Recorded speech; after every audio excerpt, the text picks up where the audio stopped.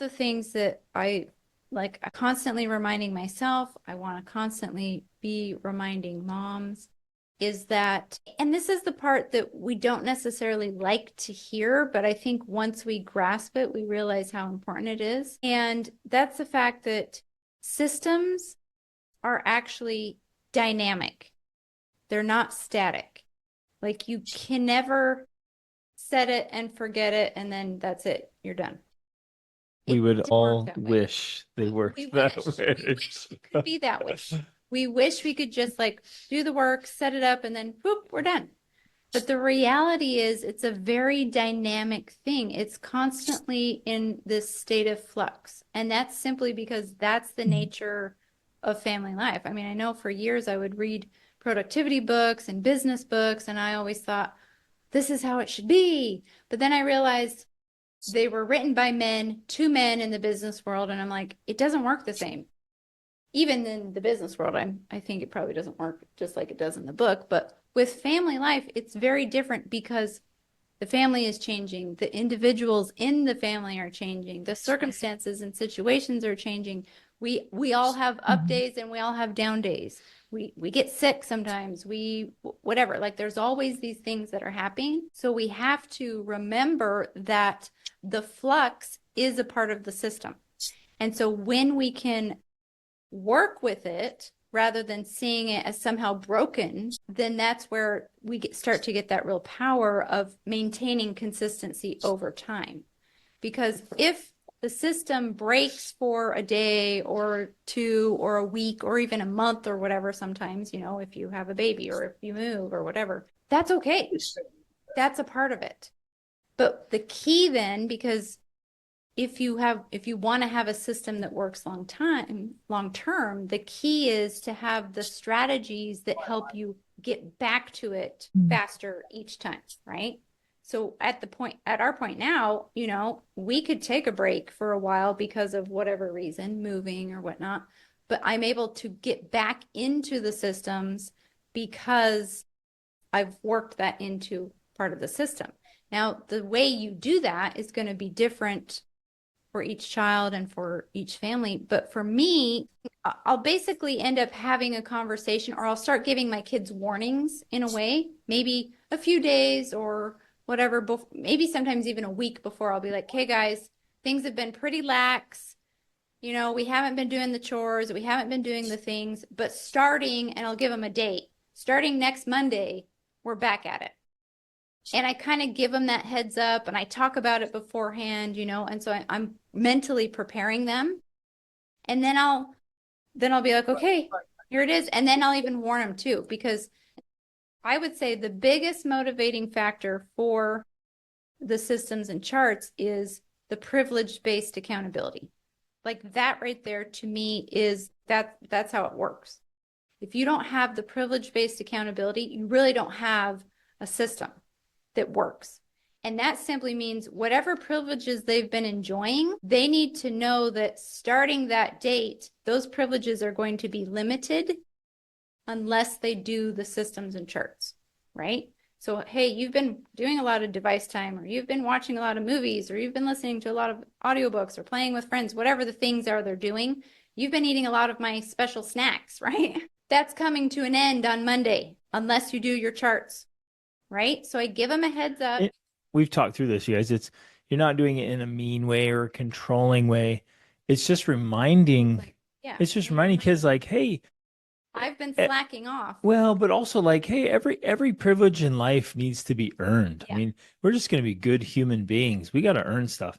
Like for me, like I'm a grown man, but all the privileges I have in my life, I have them because I earned them.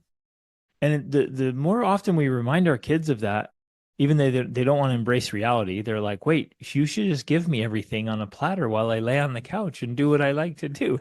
Like, no, no, everything in life is earned. So we're reminding you, like, all these good things you have, that's great, but you're going to earn them reasonably. And that's that you're just constantly Well, reminding and reinforcing it. that's why I also like to take this approach kind of like, hey, I've been slacking off. So it's almost like I'm taking the heat for it and saying, I've been slacking by giving you privileges when you haven't earned them. That I'm so sorry. Like that is wrong of me because I'm really doing you a disservice here. You need to learn that that's not how the world works. So sorry, I made a mistake. Starting Monday, we're back at it. You're going to be earning your privileges, right? You're going to be I'll earning these. I'll do that, you guys. I'll be like, "Oh man, I totally blew it." And they're like, What? I'm like, "I let you guys go to the beach and your beds weren't made. Like I blew it. Like you guys, I'm so I sorry. I failed you. I failed you." And I'm like kind of laughing a little bit and they're like, "Sorry. Yeah. You have 3 seconds to make your beds before I start squishing people like grapes." And they're like, "Whooshing." Right. And so we're just constantly playfully reminding them, like, no, we're a team here and the family economy works together. Like we do these things. And that's where the power is. Right. So I'll do that. I'll give him a heads up. I'll kind of talk through some of these things. And then starting that day, that I told him it would start, I start enforcing things. Now, the other thing I do, especially depending on, what's happened to throw me off my systems, is I don't necessarily go all out. I start simply. I start with the basics. And if it's, especially if it's been a while, I'll be like, okay, we're starting with the basics. That means you're going to get up and do your morning routine, which, for my kids, it means brushing your teeth, making your bed, getting dressed, fixing your hair, drinking some water, straightening up your room. And I'll start somewhere simple like that.